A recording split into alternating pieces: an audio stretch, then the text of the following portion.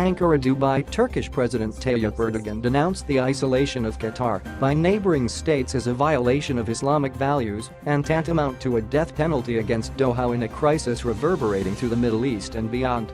Erdogan and APO's comments marked the strongest intervention yet by a powerful regional ally of Doha 8 days after Saudi Arabia, the United Arab Emirates, UAE, Bahrain, and Egypt cut ties with Qatar and imposed stringent economic sanctions on it.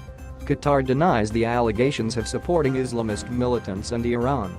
The measures against Qatar, a small oil and gas exporter with a population of 2.7 million people, have disrupted imports of food and other materials and caused some foreign banks to scale back business. Qatar, which imported 80% of its food from bigger Gulf Arab neighbors before the diplomatic shutdown, has also been talking to Iran and Turkey to secure food and water. A very grave mistake is being made in Qatar. Isolating a nation in all areas is inhumane and against Islamic values.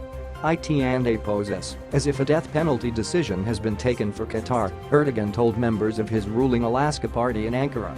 Qatar has showed the most decisive stance against terrorist organization Islamic State alongside Turkey. Victimizing Qatar through smear campaigns serves no purpose. Turkey has maintained good relations with Qatar as well as several of its Gulf Arab neighbors.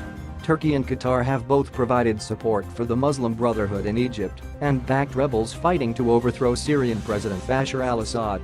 Gulf Arab states have issued no public demands, but a list that has been circulating includes severance of diplomatic relations with Iran, expulsion of all members of the Palestinian Hamas group and of the Muslim Brotherhood, the freezing of all bank accounts of Hamas members, ending support for terrorist organizations and ceasing interference in Egyptian affairs.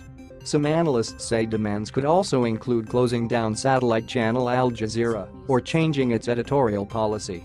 There has been no breakthrough from Kuwaiti efforts to mediate in the crisis, but a U.S. official in the region said Kuwait was continuing with what is seen as a slow, painstaking, deliberate process focused inside the GCC. The parties are still defining what it is they want out of this confrontation.